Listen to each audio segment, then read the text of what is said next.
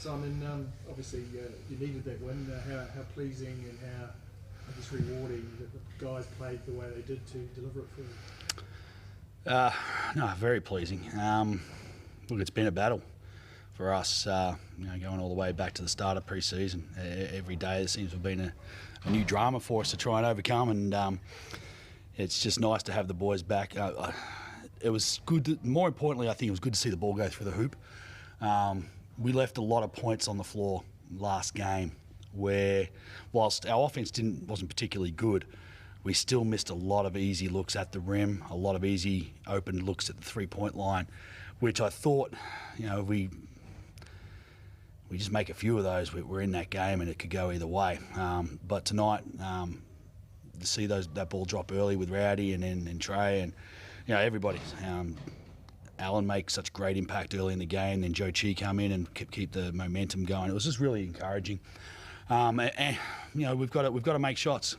We don't have our legs yet, and if we can make some shots until we get our wind and we get our lungs going with those guys who have returned, then that'll keep us in games. Our defense has been reasonable over the first 5 games, but we've got to put the ball in the hole a little more.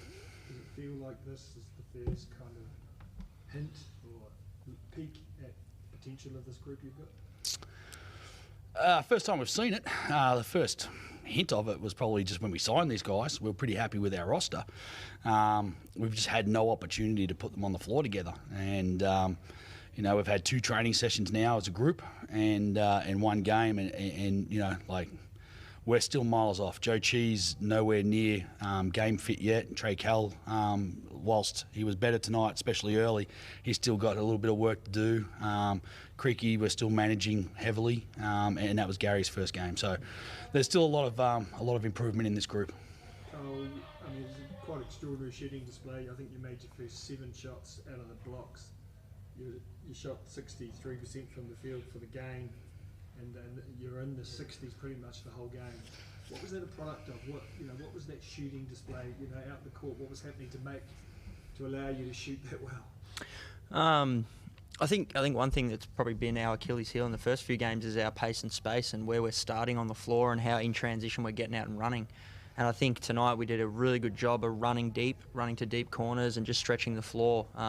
Just gives you that extra second for that catch and shoot. I thought our pace and space on offense was the best we've had this season. And I think that was a big part of why we shot the ball well. Did it feel like a little hands on deck? There was a nice balance, particularly impact off the bench for you guys tonight?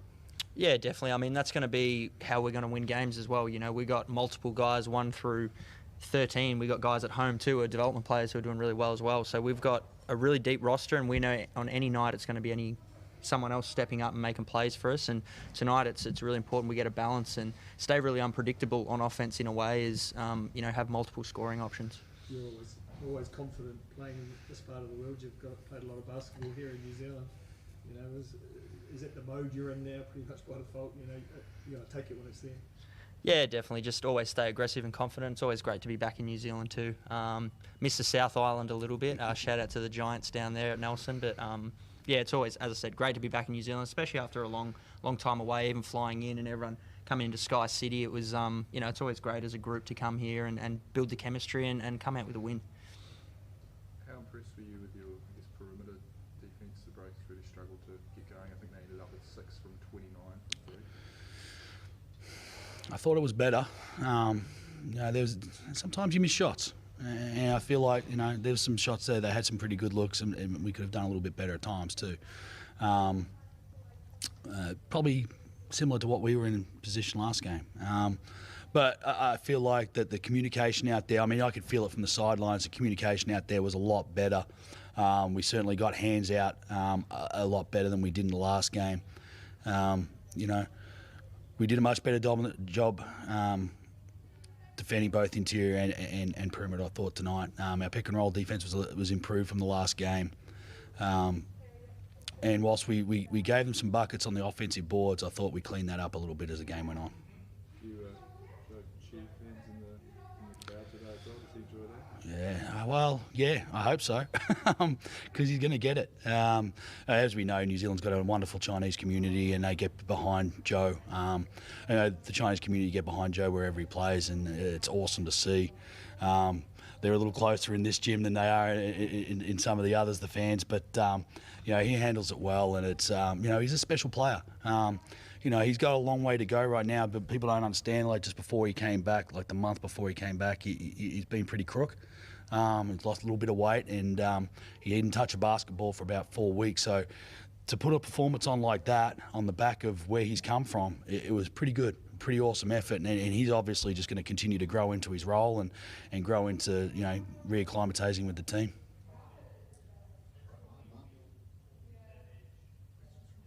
G'day Simon, hey Kyle. 1-3 before tonight. What does a win on the road like that do for the group? I think we've seen it throughout the NBL the last couple of weeks, and we saw it in periods last year. The road teams almost have an advantage. I think we're almost at that point with the way the schedules are going that it's not so much whether it's home or away, it's how rested you are getting into a game. And New Zealand obviously had a pretty hectic schedule before that one coming in from Illawarra from a couple of nights ago. We've got to go home and try and defend our court against Brisbane, who are going to be fresh as a daisy. So we've got to get up for that. Really good. It hasn't been the greatest trip for us in regards to preparation. We've been stuck in traffic a couple of times trying to get to a shoot-around and then trying to get to the game.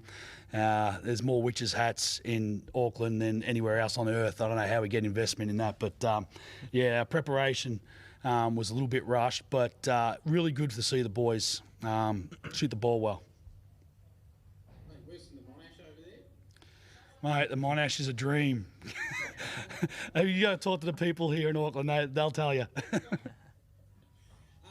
can you just talk a bit about Gary? Obviously the decision was to put him in as a starter, and it looked like he had 6 dimes in the first quarter, and it just looked like the offense ran as well as I reckon I've seen it at Phoenix.